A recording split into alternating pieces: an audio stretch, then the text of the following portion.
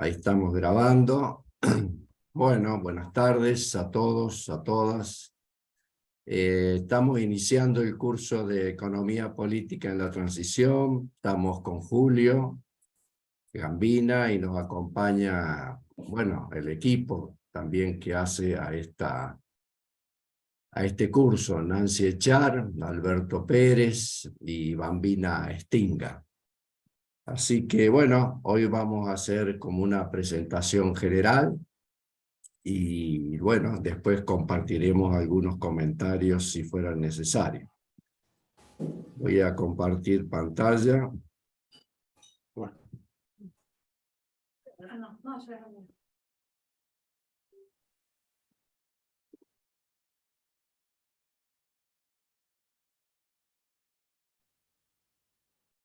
Bueno, yo ahora lo voy a poner pantalla completa, así que si hay no los voy a ver.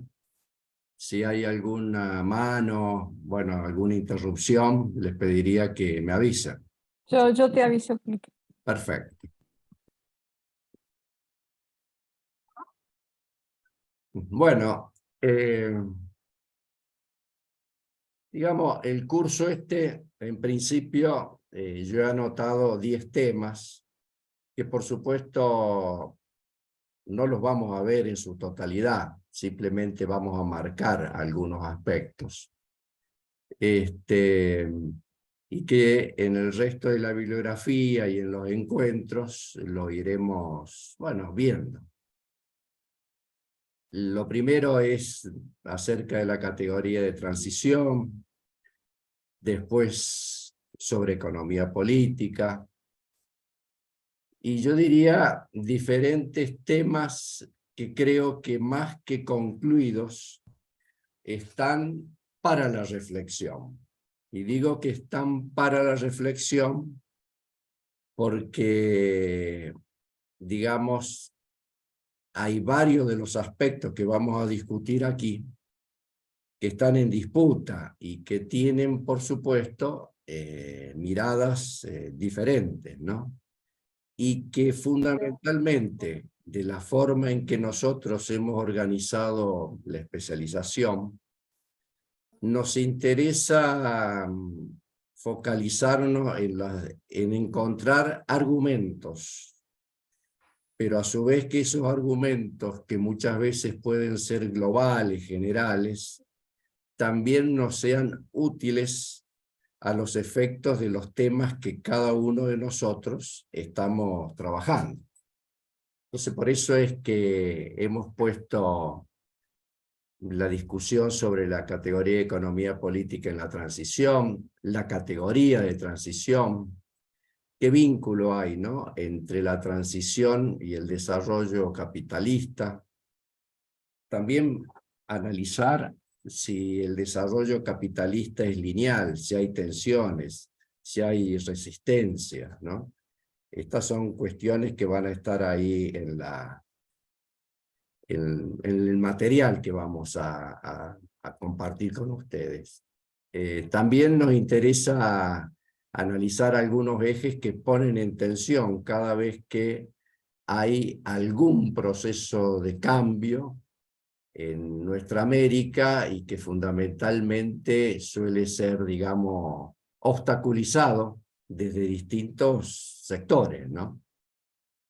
Y así podemos seguir con otros puntos más hasta, digamos, hacer como una pequeña reflexión final acerca de la economía mundial y los desafíos para la economía política en la transición, pensándolo en términos de lo que fue el último curso, el curso 3, que lo estuvimos viendo con Julio, acerca de la economía mundial de nuestra América, ¿no? Una visión desde nuestra América. Como yo en este momento no puedo neutralizar los micrófonos, les pediría que cada uno trate de tenerlo apagado. Bien, acerca de la denominación de economía política en la transición.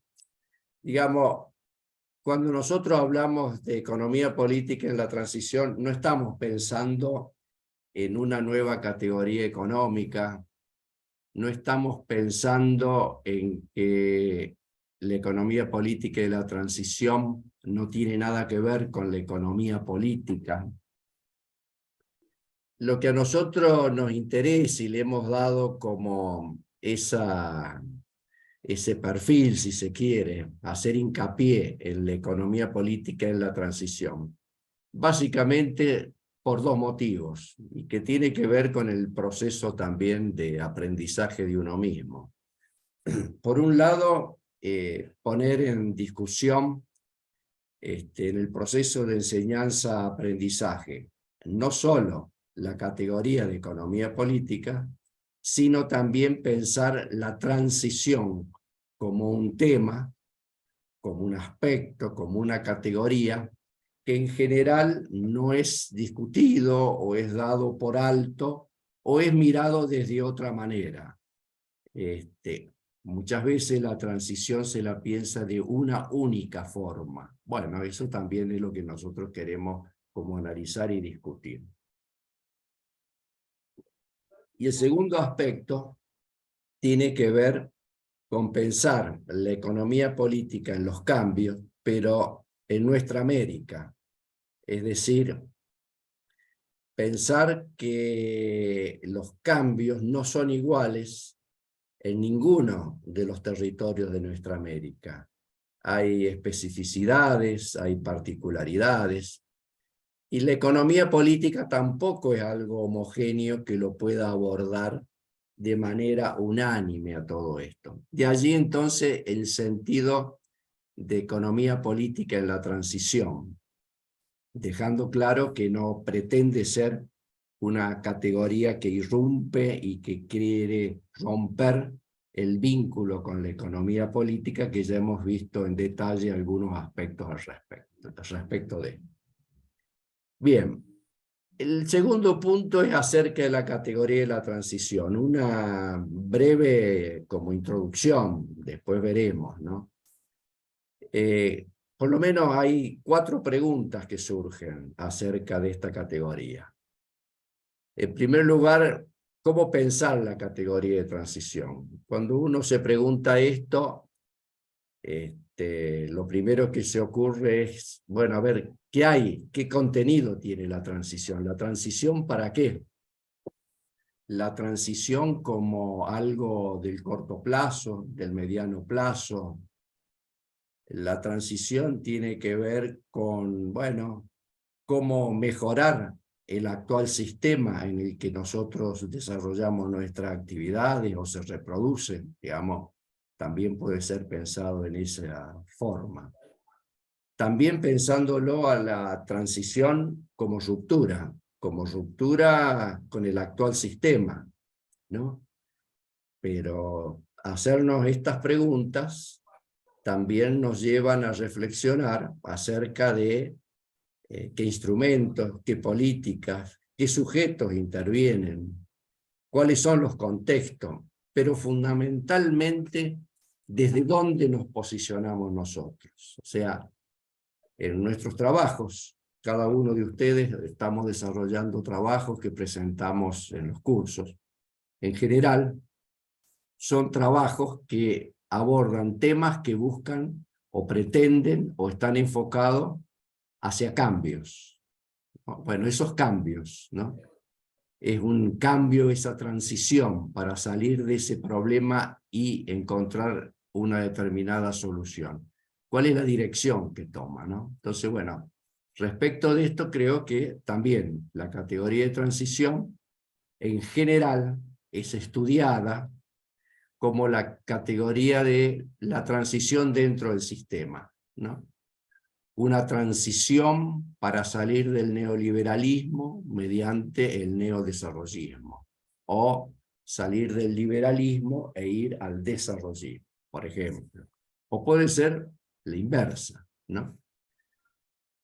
También pensarlo como ruptura exige pensar también qué sujetos están de por medios y cuáles son los impedimentos, cuáles son los límites. Cuando nosotros vimos en el curso de Economía Mundial una visión de nuestra América, quedaron ahí al final apuntados varios temas como pendientes para la discusión. Y la otra cuestión, también pensando en la transición, es cuando nosotros la pensamos. Por ejemplo, es de manera global del contexto y sin tener en cuenta aspectos particulares, lo micro, macro y micro que en general se dice, pero muchas veces se piensan cambios que no necesariamente está compasado con problemas del contexto en general. Dicho de otra manera, muchas veces se habla del desarrollo territorial, del cambio en un determinado territorio a través de distintos mecanismos, ¿no? Como pueden ser, acá tenemos a Mirta que siempre trabaja con los feriantes. Bueno, pensar ese cambio, esa transición con los feriantes, ¿es posible? Hay que pensar a su vez en simultáneo qué es lo que pasa con el resto del sistema. Entonces estas yo creo que son preguntas, aspectos que nosotros no tenemos que ir apuntando. Acá lo que anoto es como una interrogación, yo diría, para cada uno de nosotros, ¿no? O sea, cada uno de los que estamos acá en la sala tenemos los temas que estamos investigando o nos interesa, ¿no? Entonces acá, bueno, la pregunta es, en este tema, en su tema indaga, ¿está presente la transición? O sea, bueno, como participantes de este curso, de esta especialización, ¿qué los convoca a la categoría de transición? Y a su vez, como decíamos recién, el tema en particular, ¿cómo lo han pensado? ¿Cómo lo podemos pensar para articularlo con el contexto general, ¿no? Cuando hablamos del contexto general, hablamos de los debates contemporáneos, del desarrollo territorial, de la economía mundial y otros temas que seguramente iremos abordando. Y también mirar los nexos, ¿no? O sea, los cambios que nosotros pensamos, así sean micros, ¿qué nexos tienen con otra experiencia, ¿no? ¿Qué aprendizaje se puede hacer? Uno hace hincapié en esto porque muchas veces los cambios que se propugnan suelen ser pensados de una manera tal como que no tienen en cuenta que han habido otros sectores, otros movimientos, otras experiencias que han buscado cambios similares, parecidos o de ese tipo. Y la tendencia es a omitir. Porque A ver, Miguel Ángel, no. Ahí está. La tendencia es a omitir esas referencias, que muchas veces suele ser por la manera en que uno enfoca su estudio, o porque no valora que del otro uno puede obtener, digamos, información, experiencias que nos nutra de una manera, digamos, superadora. Así que, digamos, esto de acerca de la categoría de transición en el tema de indagación de cada uno de ustedes, creo que es bueno tenerlo en cuenta.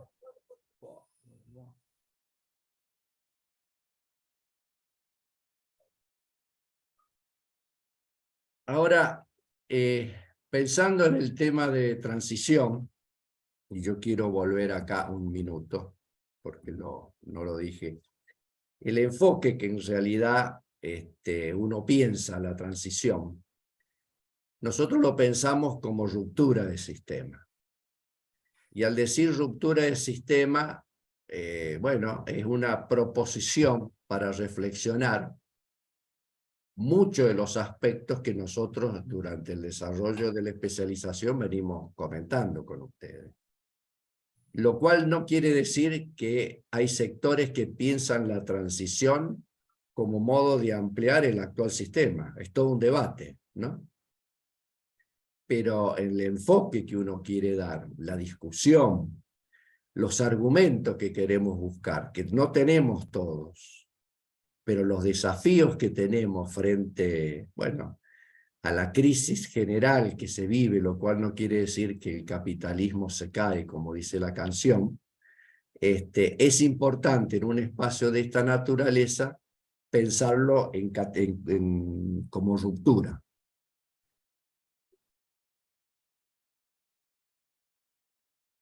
El tercer punto que es bueno reforzarlo, recordar, es que el desarrollo capitalista tiene una fuerza extraordinaria y permanentemente va buscando su ampliación, va buscando su renovación y tiene, yo diría, todos y más aún, todos los elementos necesarios para reproducirse que nosotros podemos imaginar. La tecnología, la inteligencia, los recursos, etcétera, etcétera, las instituciones, ¿no? Por lo tanto, creo que puntualizar, focalizarse en que el desarrollo capitalista está permanentemente en expansión y que no es un fenómeno lineal, es un fenómeno que tiene sus idas, sus vueltas, sus retrocesos. También es importante percibirlo para no caer en una mirada apologética o subjetiva, que si a uno no le gusta, piensa que por lo tanto no tiene que existir más, ¿no? Entonces, cuando no se focaliza al desarrollo capitalista con esta complejidad, muchas veces se piensa, por un lado, que todo tipo de freno, de oposición, de confrontaciones que se dan, no necesariamente lo están afectando. O dicho de otra manera, cada vez que el desarrollo capitalista busca consolidarse, también a la par hay una serie de límites que la sociedad va poniendo. Pero bueno, la pregunta muchas veces es si esos límites, ¿qué sentido tienen? ¿Alcanzan para obstruir? ¿Son límites provisorios? ¿Son experiencias insignificantes? Bueno, pero lo importante es que se registran, ¿no? Hay frenos, hay alternativas. Como así también hay una serie de prácticas y experiencias a través de la historia, y cada una va dejando sus pequeños jalones, y que más allá de que el resultado final no sea un resultado que supere al actual sistema, en general, por la doctrina, yo diría, convencional, es dejado de lado, porque esto es como decir, existe lo que se ve en la televisión, ¿no?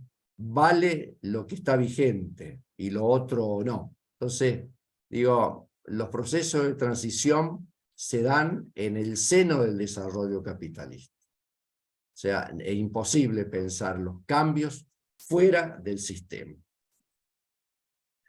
Ahora, a manera de enumerar, pero me parece que es importante tener presente. Yo acá he anotado algunos puntos que por supuesto son meramente enunciativos, bajo el título de prácticas de resistencia y con el interrogante de límites al desarrollo capitalista. Cuando yo estoy pensando esto y lo estoy enunciando, que en general, como van a ver, son temas generales, macros, si se quiere. Creo que paralelamente la pregunta que nos tenemos que hacer es, en los temas que nosotros tratamos, ¿qué prácticas han habido? ¿Qué prácticas existen? ¿Qué se resisten? ¿No? ¿Qué prácticas de resistencia hay a que el sistema de cuidado que hoy existe, por ejemplo, que estudia Aileen, poner límites a el desarrollo de una mirada alternativa? Podemos pensarlo en el tema de la salud, de la educación, de los distintos temas que cada uno de los que estamos acá trabajamos. Entonces, digamos, el esfuerzo de esto es pensar el límite al desarrollo capitalista o al límite, si estas resistencias que se ponen son parte de los límites a lo que uno quiere cambiar en una institución, por ejemplo, ¿no? De manera general acá anotamos, y no de manera periódica, pero bueno, el movimiento feminista y estudiantiles en distintos momentos, en distintos lugares de cada país, de cada región, han tenido su impronta. Las luchas de los pueblos originarios, las luchas ambientales, luchas sindicales en general. Y así podemos enumerar otras tantos, como también algo relativamente novedoso, pero no tan novedosa como son las resistencias de los trabajadores de plataformas digitales, ¿no? Que es toda una novedad, aunque ya prácticamente no es tan nuevo. Estas son resistencias, de alguna manera, al modelo vigente. Identificar estas resistencias, más allá del volumen que tengan, creo que nos ayuda además a entender cómo funciona el capitalismo, porque esto es como algo que hay que hacerlo en simultáneo. Es imposible provocar un cambio, una transición, y no conocer cómo funciona en general y en particular el sistema el cual estoy buscando su cambio o su alteración. También tenemos, por algunas fechas que también nos inducen a momentos donde el neoliberalismo, el liberalismo, bueno, tiene una envergadura importante, ¿no? La lucha zapatista o la presencia del levantamiento zapatista en México es una resistencia, ¿o no? Bueno, entendemos que sí. ¿Cuál es el alcance? ¿Cuál es el logro? Bueno, es una resistencia que pone en disputa un modo de producción, que pone en disputa un modo en vincularse con la naturaleza, pone en disputa de una manera en cómo se organiza la sociedad, etc. La Organización Mundial del Comercio, que periódicamente se reúne para resolver los temas, digamos, de las grandes potencias.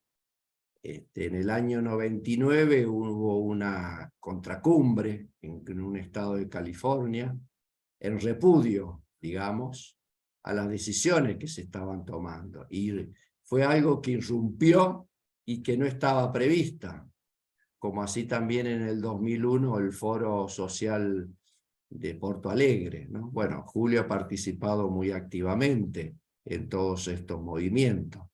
Y son momentos, espacios, en donde se manifiestan los límites. Bueno, uno se tiene que preguntar estos límites, cuál es la densidad, qué resultados tuvieron. Bueno, esta es la reflexión que tenemos que hacer.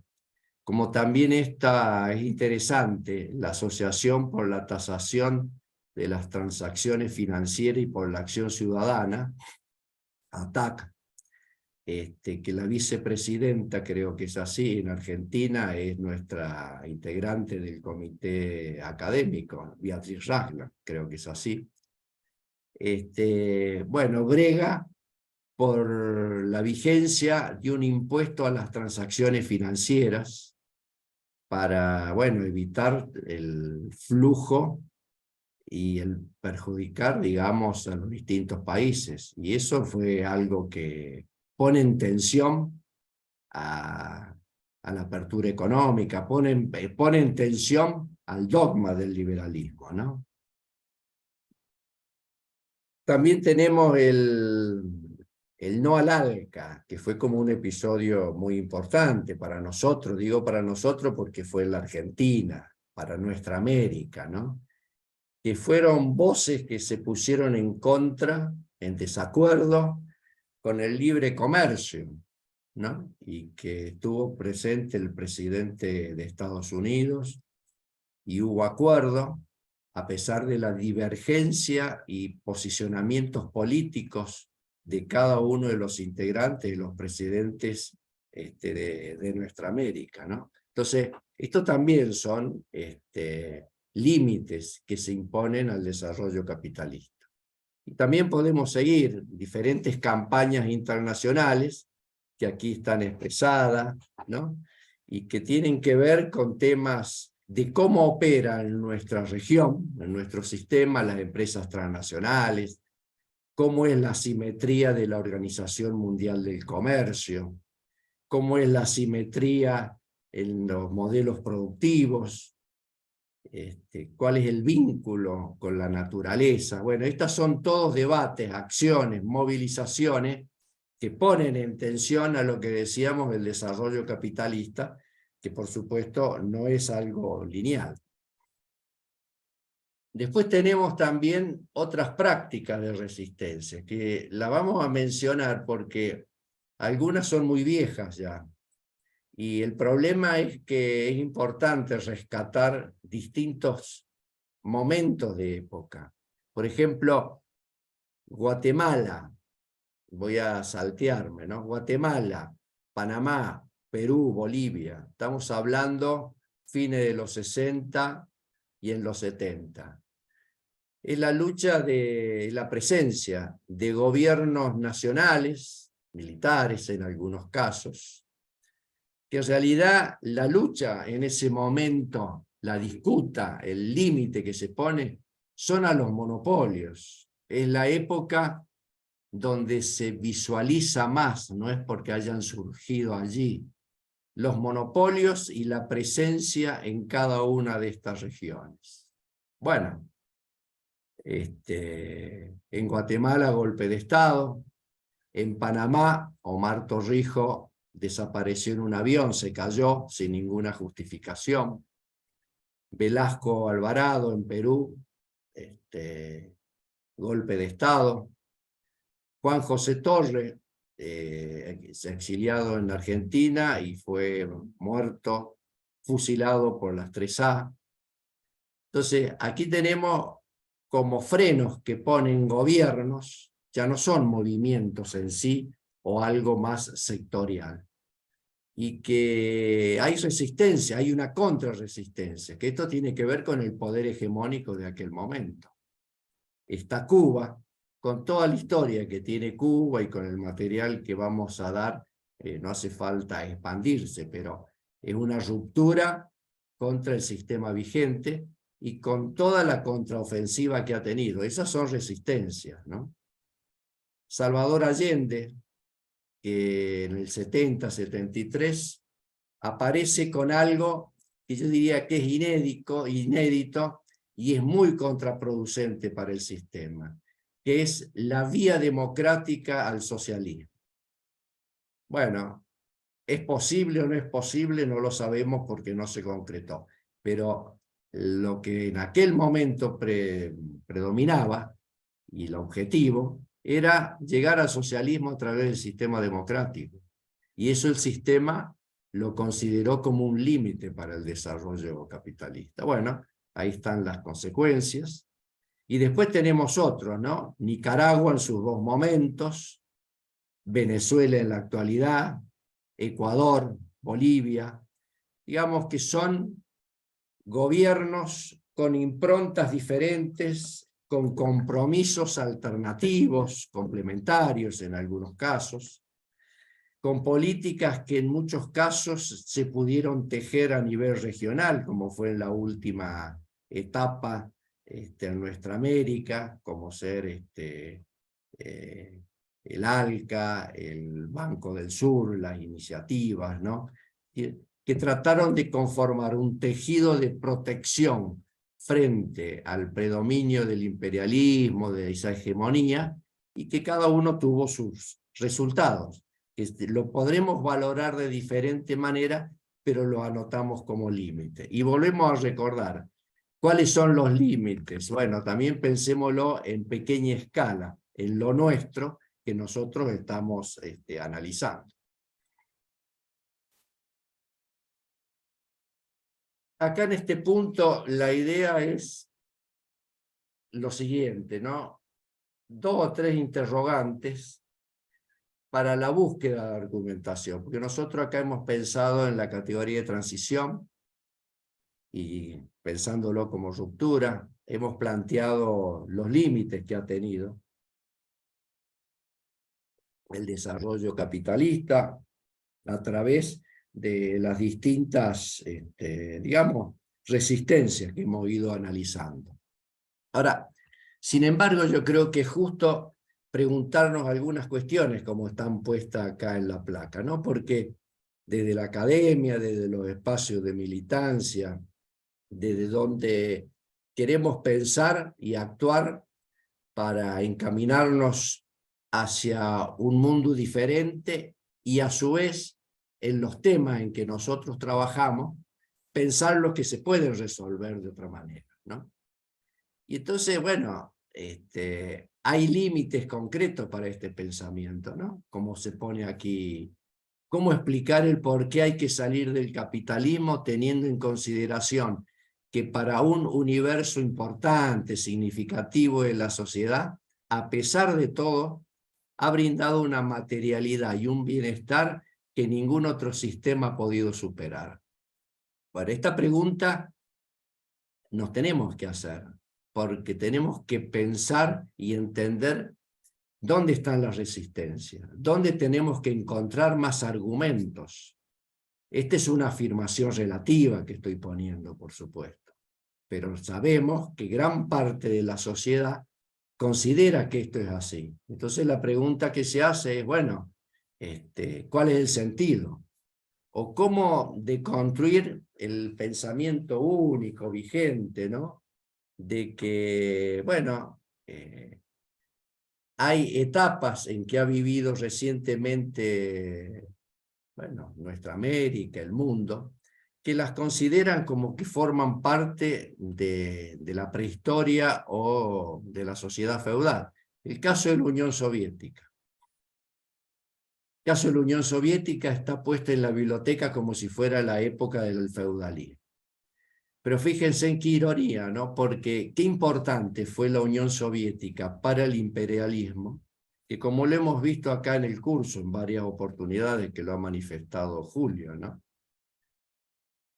El capitalismo estuvo en contraofensiva, en defensiva, y el keynesianismo, en la época dorada de los 40 hasta los 70, fue en respuesta en parte y muy importante a lo que implicaba la Unión Soviética. Dicho de otra manera y para no ponernos en defensa de tal o cual, queremos significar que muchas veces por una cuestión apologética, ideológica, desterramos cosas. Ahora estamos hablando de esto, pero pueden ser otras experiencias muy pequeñas que cada uno de ustedes están trabajando y las desechan, pero sin embargo tiene su sentido, ¿no? O también ese pensamiento televisivo rápido, ligero, de que el caso de China ya es capitalista, volvió. Y es toda una complejidad, ¿no? ¿Cuánto sabemos de China, por ejemplo, ¿no? O rápidamente pensar de que todo proceso de cambio, bueno, es una tiranía como es el caso de Cuba. Esto que lo estamos diciendo y que tiene de alguna manera cierta ironía, forma parte del pensamiento común, de la subjetividad de sectores importantes de la sociedad, ¿no? Entonces, creo que pensar la transición es pensar también estos temas, ¿no? Bueno, acá también, ¿no? Pensamos como interrogante. Desde distintos ámbitos, es habitual escuchar y difundir que la complejidad del mundo actual, con toda la modernidad, es un sinsentido pensar en otra organización política. O sea, se considera que se ha llegado como a un estadio de la civilización que no hay más mejor, ¿no?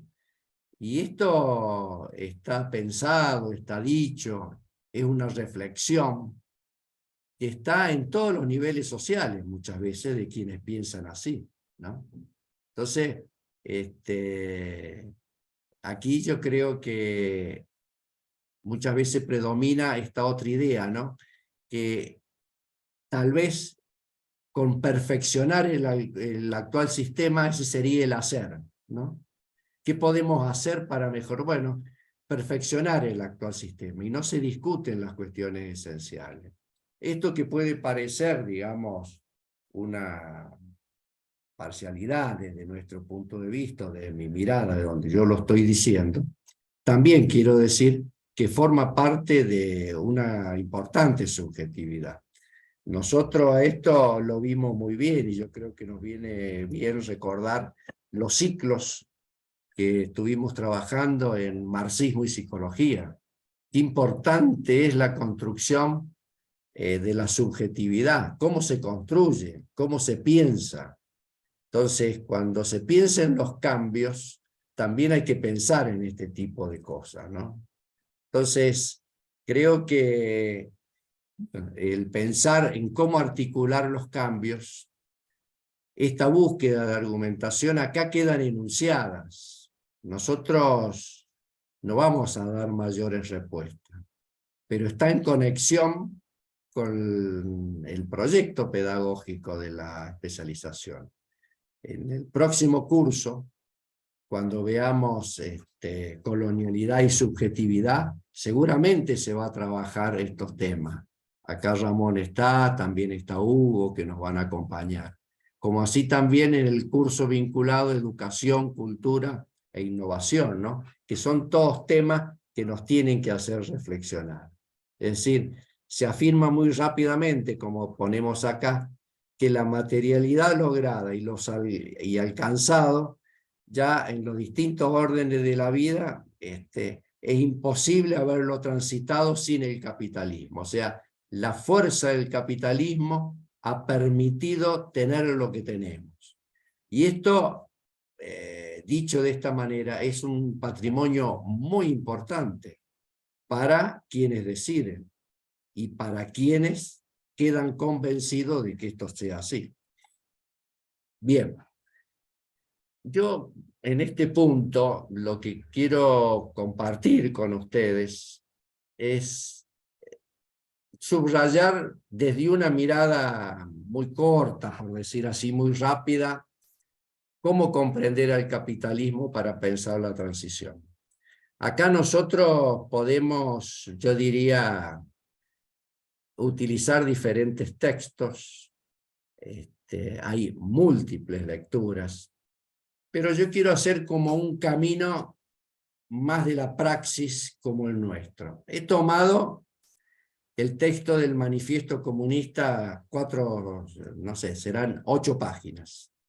Siempre cuando lo he tenido que abordar así, digo, qué lástima que diga comunista, porque con todo lo que se ha dicho y con toda la subjetividad que carga la palabra comunista, desacredita o apabulla o aleja cuestiones que están escritas con un sentido común, con un sentido tan sencillo, y es tan fácil de comprender tal vez algunas cosas, que casualmente por eso debe ser ese título que lo tachan, ¿no? Pero bueno, es el manifiesto comunista. Mire, acá yo he tomado 4 puntos del manifiesto comunista que están ahí en las páginas que se indican,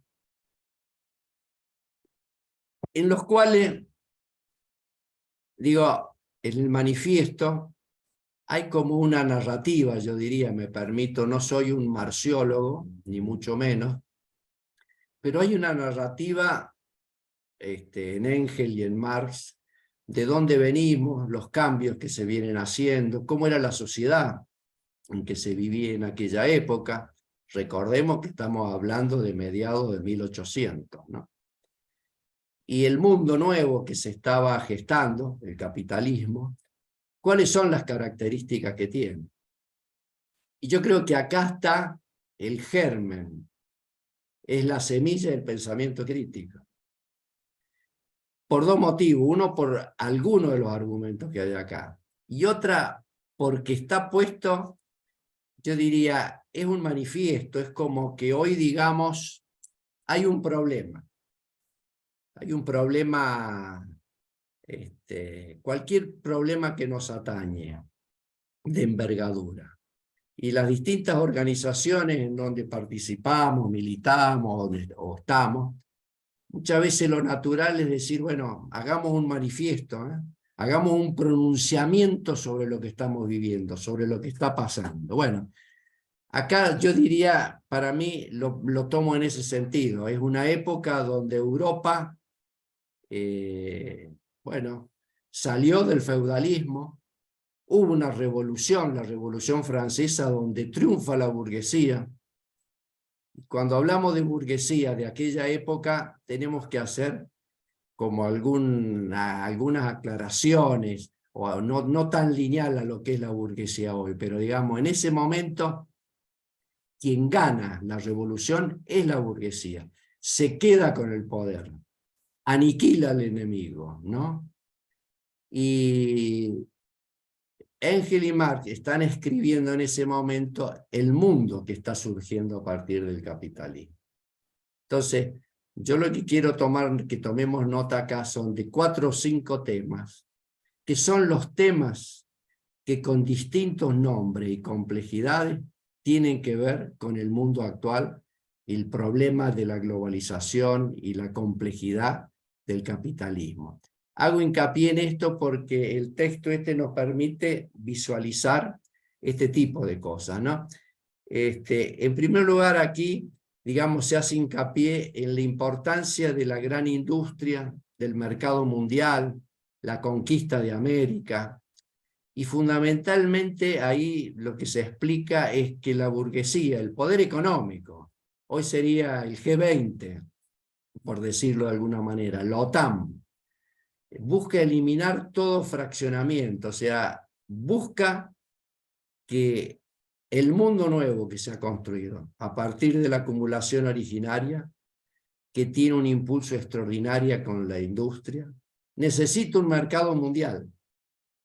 Y la burguesía necesita entender ese problema. De ahí que viene el progreso de la burguesía, el desarrollo de la intelectualidad, y ponen como eje, entre otras cuestiones, eliminar el fraccionamiento en el mundo. O sea, lo que se busca es que los factores de producción estén todos al unísono a partir de lo que el nuevo mecanismo internacional de desarrollo capitalista exige. Eso está indicado ahí, ¿no? Después hay una parte que también, sí. Quique, te interrumpo porque hay un escrito acá de Lautaro Aguilera que dice que era un mundo en el que no existían sistemas de educación pública, entonces estaba escrito para muchos obreros que apenas podían leer y escribir. Muy bien, Lautaro, muy bien. Casualmente, bueno, parte de este escrito tiene ese propósito, ¿no? Otro de los, digamos, reflexiones que traigo acá, ¿no? Hay un párrafo que refiere a los precios bajos, o sea, a cómo la mercancía se valora en el cambio, y eso exige que todos los que estén vinculados con el poder hegemónico tienen que adecuarse a esos precios, ¿no? Y es lo que, bueno, lleva a que el resto del mundo tiene que ser una imagen y semejanza de lo que es el poder de la burguesía. Y fijémonos nosotros en la actualidad, qué importante es para el poder hegemónico unificar políticas, unificar entradas y salidas, libertad de capitales, unificar todo aquello que facilite la reproducción del capital. Bueno, esto se estaba entendiendo allá a mediados de 1850, ¿no? También como tercer punto, y cuando lo ponía me acordaba de Niltie, ¿no? Se refiere a la epidemia de la superproducción, ¿no? O sea, uno de los problemas, una gran contradicción, es la superproducción, el mismo desarrollo capitalista, desarrollo tecnológico, las mismas fuerzas anárquicas que son el desarrollo capitalista. lleva permanentemente, por un lado, a la destrucción de la fuerza productiva y a la conquista de nuevos mercados. Y Jaime Stay, en su conferencia, con uno de sus gráficos, hizo alusión al contraste en cómo había evolucionado el comercio con la producción, y que hacía unos cuantos años, o un periodo determinado, en que la producción era superior al comercio, ¿no?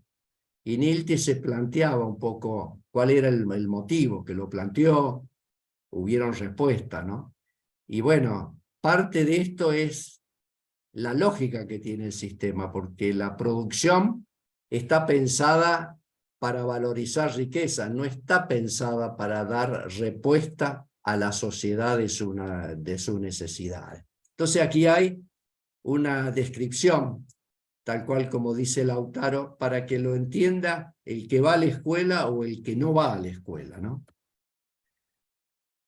La otra cuestión que también me interesaba ponerlo acá como reflexión para entender al capitalismo y entender la complejidad de la transición, ¿no?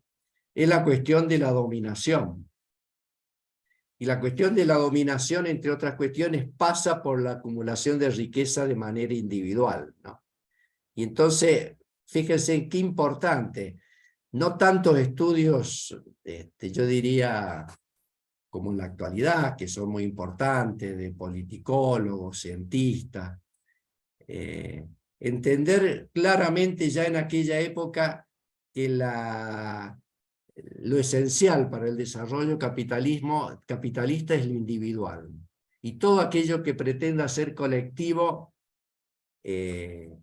inhibe al desarrollo, ¿no? Fíjense en cuántos emprendimientos que hoy muchas veces hablamos desde el campo de la economía social como posibilidad de alternativa de lo colectivo, choca con la acumulación de riqueza individual, particular. Es como ir a la columna vertebral. Entonces, este tipo de cosas creo que también es importante comprender. Y de otro apartado, saqué dos temas que me interesaba mencionarlo, ¿no? Aquí lo que se plantea es cuál es el destino del trabajo vivo, del trabajo nuestro, ¿no? Y el destino es incrementar el trabajo acumulado. Eso es el objetivo de una sociedad capitalista. Acá lo que plantea, yo pondría, es que en la sociedad comunista, digamos, el trabajo acumulado tiene otro sentido. Yo sacaría la palabra comunista, y en este momento yo lo que diría es cuando nosotros pensamos una sociedad diferente. No pensamos muchas veces en una sociedad diferente cuando pensamos que el trabajo, la riqueza que se genera, pueda ser, digamos, compartida por todos los miembros de la sociedad. Si decimos eso, nos dicen que es una utopía. Bueno, esas utopías también se pensaban en aquel entonces. Pero dejando de lado este comentario, me parece que es fundamental distinguir cuál es un eje central de la actual sociedad capitalista, que es incrementar el trabajo acumulado, pero el trabajo vivo para el trabajo acumulado individual, y de esa manera mantener la explotación, a diferencia de lo que puede ser las alternativas que se piensan. Y lo último respecto del manifiesto comunista, me parece muy buena la reflexión sobre el tema de la explotación, ¿no? Y está muy bien explicado también ahí, porque da cuenta que la explotación es un problema que subsiste de muchas civilizaciones anteriores a nosotros. Y es un problema que lo tenemos en nuestras mentes y en nuestros usos y costumbres. Y acá lo plantea como hipótesis, porque no hemos llegado a ese momento, que el problema de la explotación desaparecería cuando desaparezcan el antagonismo de clase, que es todo un tema que seguramente lo podremos ver más adelante. Pero acá lo que queremos significar con esto, que muchas veces los cambios están pensados, las transiciones, las políticas, pensemos en la política nacional actual, pensemos en la política de otros países, o en la política nacional en Argentina en otros momentos. El tema de la explotación está minimizado, es un pie de página también. Es como estudiar el capitalismo. Y creo que la categoría de explotación no puede ser ajena a al estudio de estos temas. El otro tema que creo hay varios aspectos al respecto, pero muchas veces cuando estudiamos el capitalismo, la pregunta es, bueno, entre otras preguntas, ¿y cuál es el estado? ¿Cómo va a ser el estado de esta otra sociedad? Acá en este texto que está puesto en un párrafo, es un texto de Lenin, está escrito en el 1917, el Estado y la Revolución. También no he sido un gran lector de Lenin, de sus extraordinarias y cuantiosas obras. En particular, esta obra, lo bueno que tiene, me pareció a mí, es que él habla haciéndolos hablar a Marx y a Engels en muchas cuestiones, ¿no? Y entonces va diciendo cuál es el pensamiento en algunos temas. Y una discusión que nosotros en general tenemos es, bueno, a ver, ¿cuál es el estado que se imagina uno? ¿Cómo tiene que ser el estado del cambio? Acá se habla del estado comunista, pero nosotros estamos pensando en el estado del cambio. Y también muchas veces en voces de diferentes posturas intelectuales, militantes, etc., bueno, se le hace decir cosas a autores que no necesariamente han dicho, ¿no? Entonces, respecto de esto, Marx se pregunta, ¿qué transformaciones sufriría el Estado en la sociedad comunista? Dicho en otros términos, ¿qué funciones sociales quedarán entonces en pie, análogas a las funciones actuales del Estado?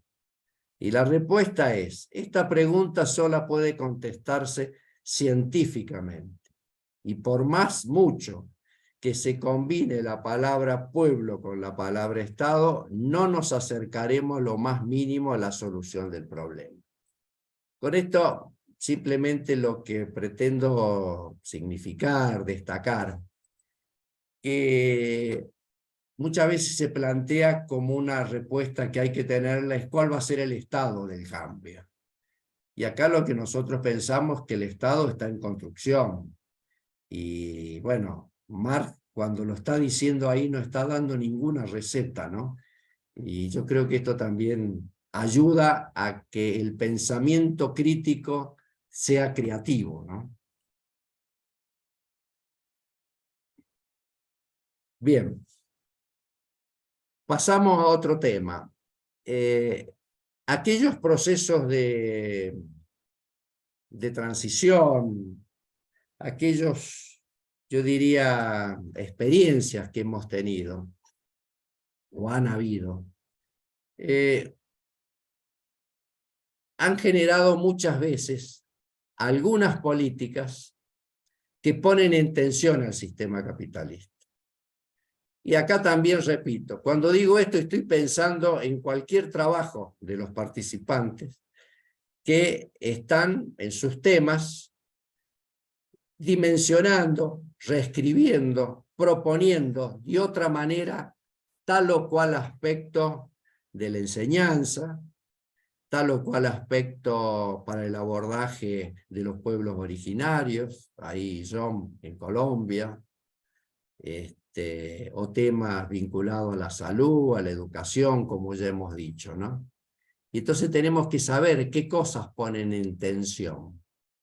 Y esto es como una cuestión, yo diría, recurrente, ¿no?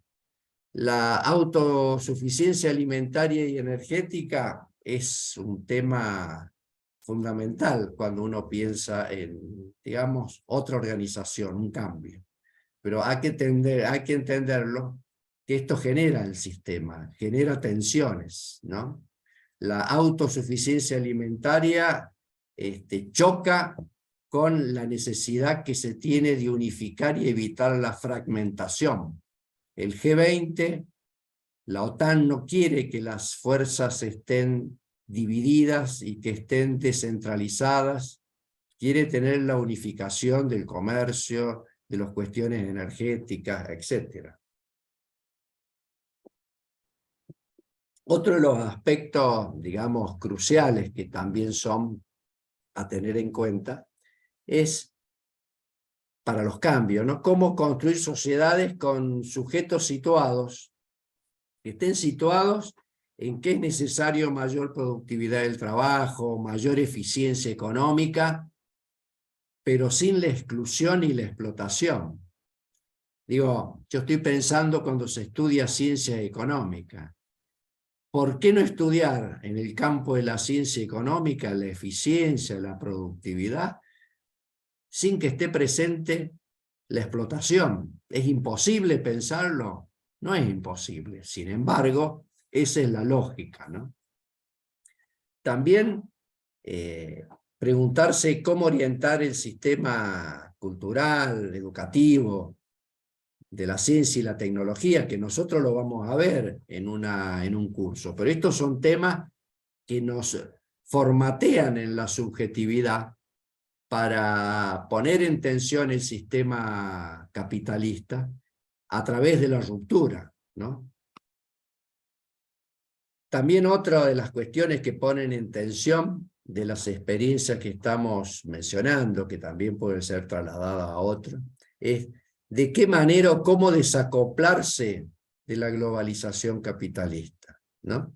Bueno, Julio ha explicado en varias oportunidades, acá han salido el tema monetario, la explicación que nos dieron las conferencias que tuvimos en el primer curso, con Mario del Rosal, por ejemplo, ¿no?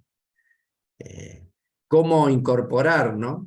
En la política de transición el lugar que ocupa el Estado, discutirlo, qué Estado, cómo, pero no apologéticamente. Y estos son todos temas que ponen en tensión. Y así también podríamos agregar los distintos dispositivos donde haya una mayor participación, una democracia directa, ¿no? ¿Cuáles son los límites? ¿Por qué no puede haber una democracia directa? ¿Cuáles son los inconvenientes, ¿no? Bueno, creo que estos son algunos, yo tomé nota de un punteo de temas que tiene que ver con un estudio que se hizo en su momento, pero si uno analiza, y vuelvo, ¿no?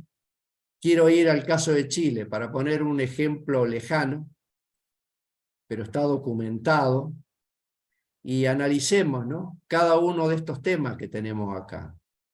Y bueno, Chile intentó, el gobierno de la Unidad Popular, entre otras cuestiones, poner en tensión esto, ¿no? Y bueno, predominó la fuerza naturalmente, ¿no? El oponente que no permitía que ese proceso de transición pudiera ir en esa dirección. Bien. Como, digamos, continuidad de esto, yo diría, nosotros hemos hablado de las resistencias, también hemos planteado de la necesidad de cambios. ¿Qué temas serían, ¿no? Importantes? La autosuficiencia alimentaria, energética, etc. Entonces acá simplemente lo dejo, no lo vamos a desarrollar, pero en el libro de Harvey, ahí explica, lo hemos mencionado en algunos de los cursos nosotros acá, las esferas de actividad. Él menciona, a partir, por supuesto, del capital, de la lógica del capital de funcionamiento, un grupo de esferas, de ámbitos por donde el capital se reproduce. Y cuando decimos eso estamos pensando en la inteligencia, cómo el capitalista cómo las universidades contribuyen a, cómo las profesiones ponen prioridad en determinados temas y no en otros, cómo es mirado desde las distintas carreras profesionales, tecnológicas, cada uno de estos problemas, ¿no? Y entonces, bueno, las esferas de actividades por donde circula y maximiza el capital son las que se mencionan acá, ¿no? O sea, la tecnología y las formas organizativas tienen que estar en función de lograr una mayor eficiencia económica, una mayor rentabilidad. La destrucción de fuerzas productivas y la aparición de otras en conjunto de nuevos mercados tienen que ver con nuevas tecnologías y formas en que se organiza, ¿no? Una forma en que se organiza más recientemente y que nos ha aglutinado mucho ha sido la virtualidad, por ejemplo, ¿no? ¿Cómo están planteadas las relaciones sociales? ¿Cuáles son los ejes de las relaciones sociales? ¿Qué predomina? Se me ocurre, ¿no? El individualismo, cómo es mirado el tema, bueno, de la integración racial, la integración, digamos, social, etcétera. ¿Qué es lo que prevalece? Y distintos dispositivos institucionales, ¿no? Los procesos de producción. Dicho de otra manera, Harvey aquí lo que plantea en estas 7 esferas, que tienen que ver con cómo se ha construido un mundo, que es el mundo capitalista que reproduce y que tiene todo un soporte material y un soporte institucional, ¿no? Una superestructura, si se quiere, institucional y una base material, ¿no? ¿Cómo es el vínculo, para concluir con esto, con la relación con la naturaleza, ¿no? ¿Cuál es la importancia para el capital de la naturaleza y cuál es la importancia para la humanidad en general de la naturaleza? Ahí hay un gran choque, ¿no? El cambio climático tiene que ver con y esto tiene que ver también cómo miramos la vida cotidiana, ¿no?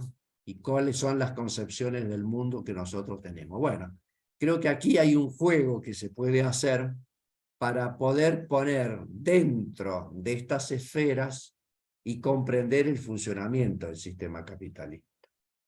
Ahora, lo mismo, yo lo he puesto acá, simplemente lo dejo como algo indicativo, ¿no? La pregunta sería, ¿cómo deconstruir la sociedad capitalista a partir de estas esferas de actividades en función de nuestros temas de indagación? Con seguridad que cada uno de los temas del curso que, bueno, vamos presentando materia por materia, pasan por estas esferas. Bueno, aquellas personas que estén pensando en cómo deconstruir la sociedad actual, bueno, se podrían hacer aportes en el campo de alguna de estas esferas, también sabiendo que estas esferas trabajan interconectadamente, ¿no? No son esferas que están como por separado. Un aporte de Sí. María Concepción. Dice, el sujeto situado de Pichon-Rivière es el sujeto del hacer, del transformar, ser protagonista de la realidad. Es la lucha para la no alienación.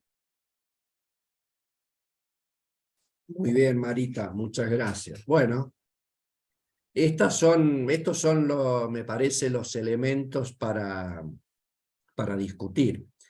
Yo acá tengo 3 o 4 cosas más, pero voy a ocupar unos 5 minutitos más y no quiero irme más allá de las 15, yo tengo las 10 acá, porque, bueno, probablemente Julio quiera hacer algún comentario o alguien en la sala y me parece que es muy importante. Solamente lo voy a mencionar a esto como una cuestión indicativa. También, yo acá lo que marco son 8 puntos que podrían ser 20 o 5, que en los casos que en su momento estudié sobre los procesos de transición, aparecían con cierta regularidad.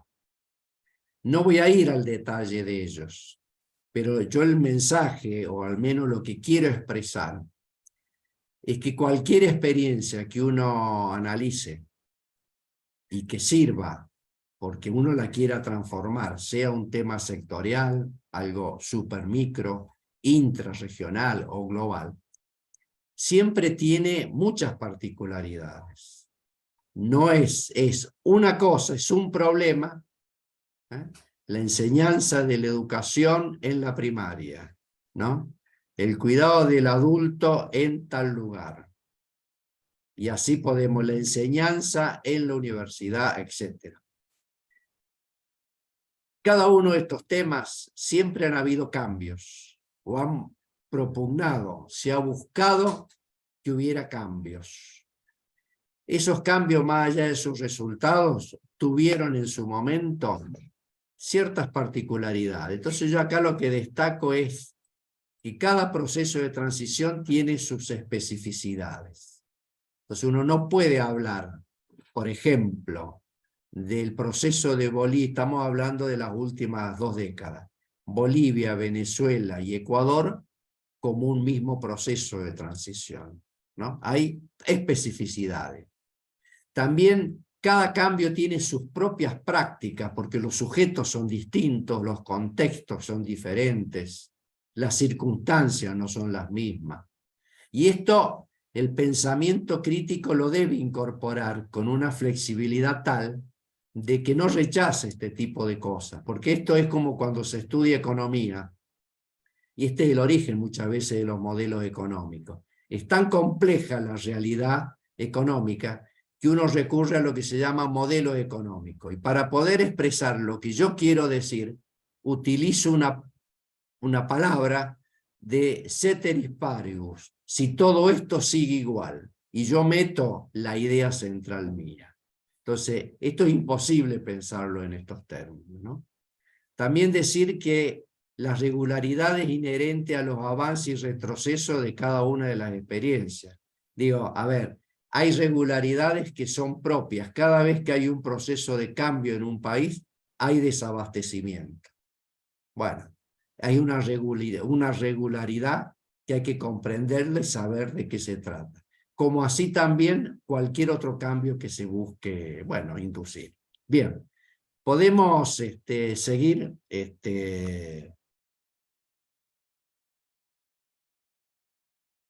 ¿Salió la presentación? No, todavía la estamos viendo. A ver, para que se me fue una... momentito.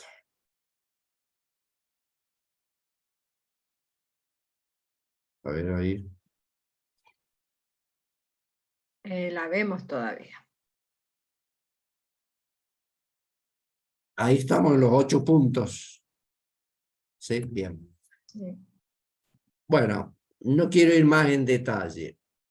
La otra cuestión vinculado con esto son 3 categorías que yo las dejo para la reflexión, no las podemos resolver acá. Creo que la categoría de transición hay que pensar cuál es la dirección. Y la conexión de esto tiene que ver, me parece, con temas que hemos visto y temas que vamos a ver. Y también entender, que no lo vamos a explicar acá en este momento, cuál es el sentido de la emancipación, de la liberación, ¿no? Estas son categorías que están dentro de la transición, pueden estar dentro de la transición, perdón, si lo pensamos como alternativa, pero le tenemos que dar contenido. Bueno, seguramente ahí Ramón, Hugo, nos van a apoyar en esto. La otra categoría que pone en tensión y es de alta complejidad es la categoría de imperialismo y poder hegemónico. Cuando decimos imperialismo y poder hegemónico, yo lo pienso globalmente. Pero si yo estoy pensando en un cambio en una universidad, por ejemplo, que está dentro de un contexto nacional, internacional, muchas veces el que oficia de imperialismo no necesariamente es la UNESCO, ¿no? es la UNESCO, pero vinculada con cuál es el comportamiento, por ejemplo, de los rectores, el CIN. Digo, comprender el imperialismo es comprender cómo actúa la dominación, qué es la dominación.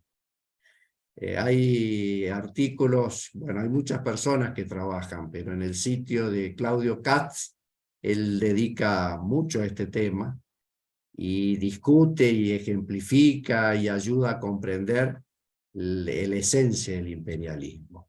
Y el poder hegemónico.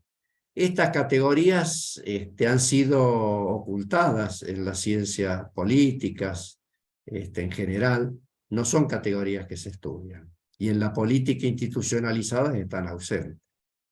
Y finalmente el Estado liberal democrático. Hago hincapié en esta categoría porque los cambios en nuestros espacios están dentro de un Estado liberal democrático. Y esto creo que es bueno saber, conocerlo, cómo funciona, cuáles son las posibilidades y cuáles son los límites. Beatriz Ragland tiene un escrito al respecto que es muy interesante, ¿no? Por último, acá lo que traje fue la última filmina o la última placa de Julio. Julio en la materia economía mundial terminó con asuntos pendientes. Y la traigo acá no para que la repitamos, simplemente quiero hacer una conexión, ¿no? Y esta conexión tiene que ver con, digamos, con el título que le he puesto a esto, que es la economía mundial en tensión con la economía política en la transición, ¿no? Creo que acá hay muchos temas, seguramente se podrán agregar otros, que tienen que ver con los asuntos pendientes de la economía mundial, pero que atrapan al proceso de cambio, a la economía política en la transición. Y también vuelvo a lo mismo, ¿no? Cada tema que cada uno de los participantes abordan tienen una lógica global. Hay una lógica global de la cual se nutre el problema particular del cual se quiere, bueno, discutirlo o pensarlo en otros términos. Bueno, yo dejaría acá de compartir.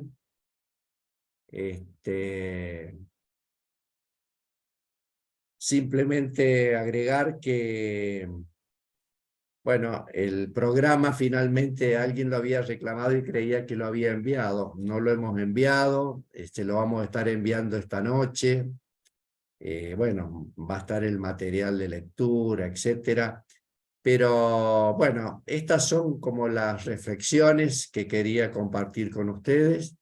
Así que si no hay alguna mano, Julio, me parece que por ahí sería importante algún comentario, también Nancy, Julio, Bambina, en fin, adelante.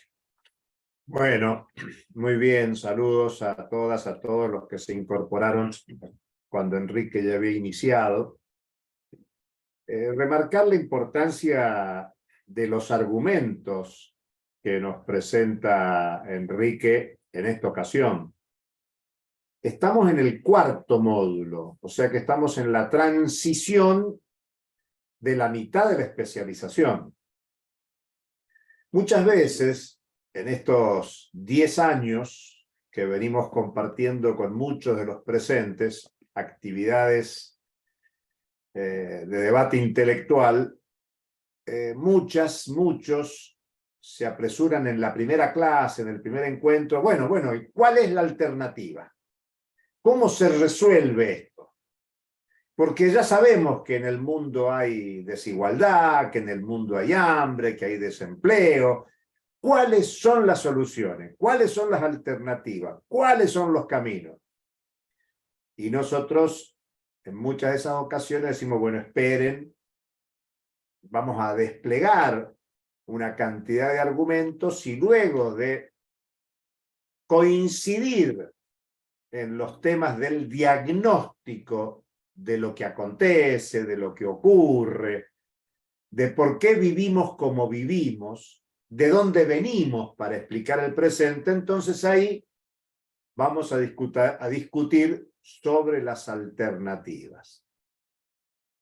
Bueno, ahora estamos anticipando el planteo en la mitad de la especialización. Algo así como para provocar una ruptura en nuestra forma de comprensión de lo que acontece, para conmovernos y empezar a pensar en términos de alternativas. Empezar a pensar. Y si no lo pensamos, bueno, conmovernos. Y Enrique sugería, bueno, en el tema que yo trabajo, ¿dónde aparece en mi tema la cuestión de la alternativa? ¿Puede haber una forma distinta de encarar los temas que a mí me preocupan, sean temas micros, sean temas macros, sean temas históricos, sean temas sociales, educativos, científicos, tecnológicos? Entonces, me parece que el abordaje de la economía política de la transición, que es este módulo 4 de la especialización, está muy concentrada en pensar en términos alternativos, no ya solo la crítica de lo que existe, sino incluso la crítica de lo que pretende ser distinto, de lo que pretende ser diferente, de lo que se hizo y se hace con perspectiva alternativa.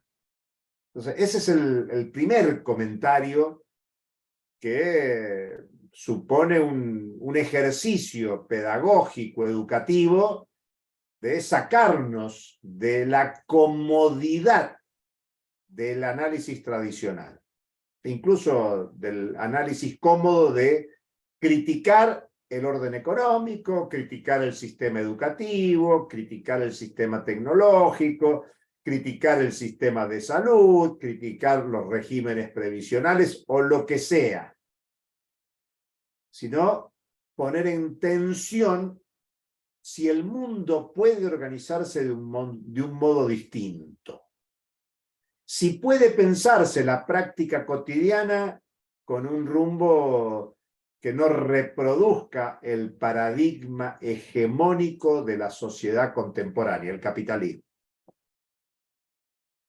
Ese es el sentido esencial del planteo que nos trae Enrique.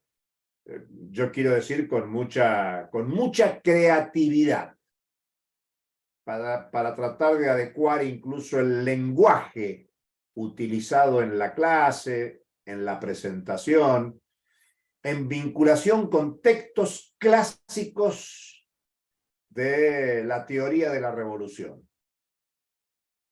¿Por qué digo textos clásicos de la teoría de la revolución? Porque eso es Marx, Engels y Lenin. Y muchos otros. Se podrían haber traído textos de Gramsci, de Rosa Luxemburgo, o de muchos otros, incluso en América Latina. Pensar en Mariátegui, en el Che, o en otros teóricos, incluidos los teóricos marxistas de la dependencia, para remontarnos a los años 60, a los años 70.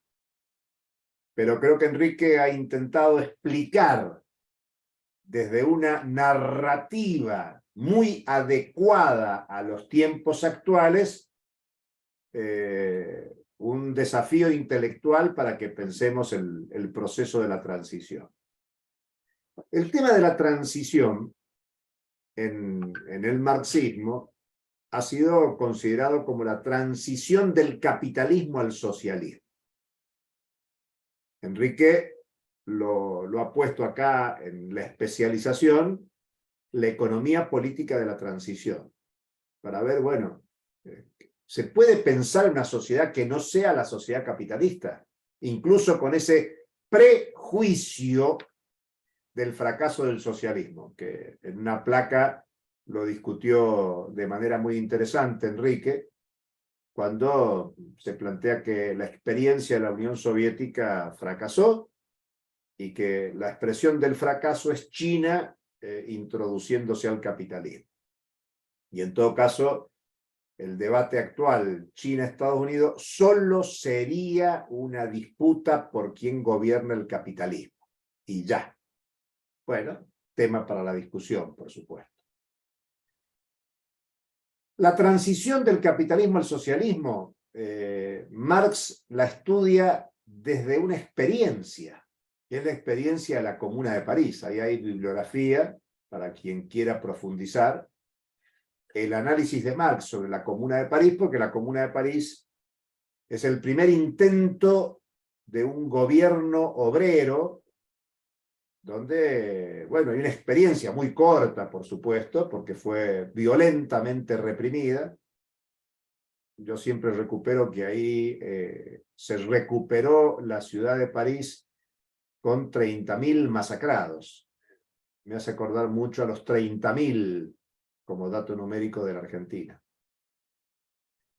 Y el texto que Enrique pone de Lenin, El Estado y la Revolución, el Estado y la Revolución es un intento de tratar de comprender las revoluciones preexistentes y por lo tanto analiza una evaluación de la Comuna de París, y el libro termina, porque el libro fue escrito en el previo a la Revolución del 17, y Lenin dice, bueno, dejo de escribir porque ahora nos disponemos a protagonizar la revolución en Rusia. Algo así como diciendo, bueno, más adelante otros tendrán que evaluar el proceso revolucionario de transición del capitalismo al socialismo en Rusia. Por eso ese análisis de Marx y el análisis de Lenin es fundamental. Un otro tema importante para considerar cuando conozcan el programa, la bibliografía, es un texto bastante largo, no creo que tengamos tiempo de verlo en el curso, pero sí es para fundamentar los argumentos de Enrique. Es un texto de José Luis Rodríguez, que, bueno, lo vamos a tener como docente en el curso, y que ha realizado el estudio más serio de los procesos de transición en el este europeo. Una crítica a lo que fue la Unión Soviética y las llamadas democracias populares de Europa del Este. Y por supuesto está mencionado en las presentaciones de Enrique los estudios de una práctica social de investigación realizada por Enrique sobre algunas experiencias recientes de América Latina y el Caribe, el caso de Cuba, de Ecuador, de Venezuela, de Bolivia, que es un texto actualizado, en donde esos 8 puntos que plantea en el final son parte de un capítulo complementario y de actualización del primer estudio de Enrique sobre esos procesos de transición, que son procesos recientes, que algunos se mantienen de manera específica y muy especial, como el caso de Cuba, como el caso de Venezuela, como el tema de Bolivia, con el interregno del golpe de Estado, y que por supuesto es un estudio muy interesante para pensar la transición. La última cuestión que quiero mencionar, cuando Enrique hablaba de las experiencias, me acordé del trabajo de especialización de Nancy, que comparaba los sistemas previsionales de Cuba y de Argentina, que bueno, que es un texto de interés para quien quiera profundizar en este módulo de la especialización, porque compara, bueno, ¿qué pasa con las jubilaciones, con el tratamiento a los adultos mayores en 2 experiencias, Cuba y la Argentina? Y especialmente aparece como muy interesante sugerido algunas experiencias concretas que no necesariamente se materializaron y son programa de transformaciones contemporáneas, como la institucionalidad por una nueva integración que se planteó en la primera década del siglo XXI. Y otra última cuestión, es cuando hace la pregunta, Enrique, de si es posible el desacople de la globalización capitalista. Hay que recordar a Samir Amin, que planteó un texto maravilloso para estudiar, precisamente llamado La desconexión. O sea, planteaba y discutía en pleno desarrollo de la teoría marxista de la dependencia si era posible la desconexión del capitalismo mundial, que es la consigna que asumió el Foro Social Mundial de otro mundo posible. Y cierro con esta intervención por la hora, por supuesto, para cumplir con el horario, sabiendo que en el futuro tendremos lectura de bibliografía, debates para potenciar y profundizar todo este tema. Es ese comentario lapidario de Enrique, pero muy real, de cómo la transición, el intento de transición está permanentemente bloqueado por la dominación, por el imperialismo, y por eso él termina con esas 3 categorías convocadas a la discusión, ya sea la emancipación, la liberación, el imperialismo, el poder hegemónico y el Estado liberal democrático.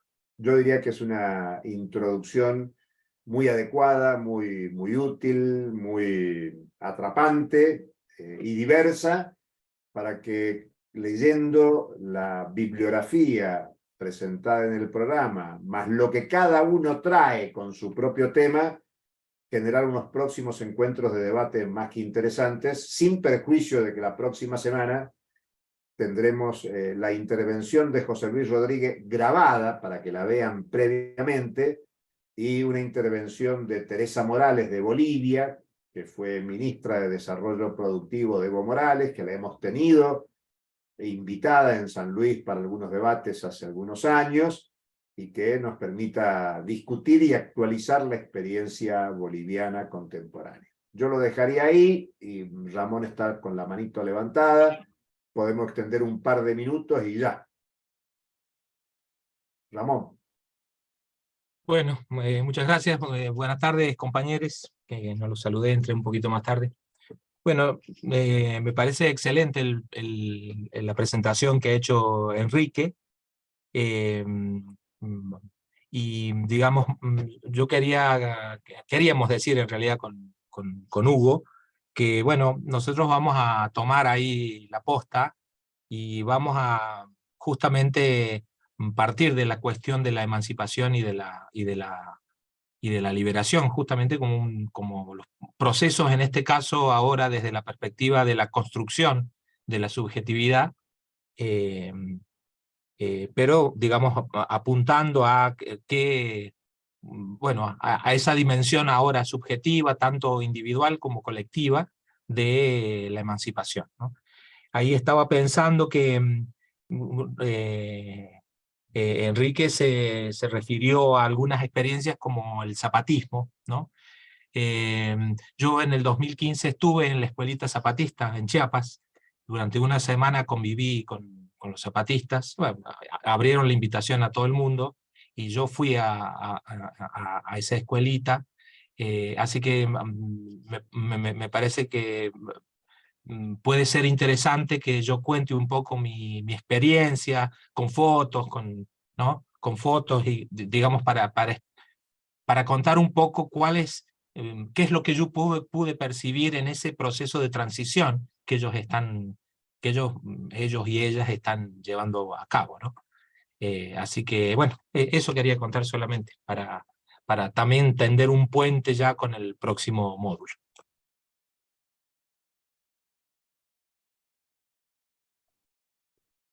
Nancy, creo, ¿no? Sí, Nancy que cierre. Perdón, un poquito.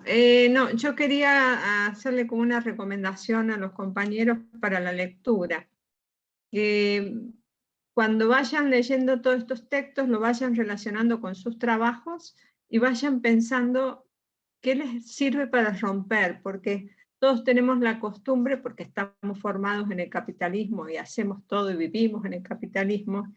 Entonces vayamos buscando cómo es la salida, porque por ahí hay algunos trabajos que parecen una alternativa, pero son una alternativa dentro del capitalismo. Entonces tratemos de identificar eso y ver cómo podemos salir.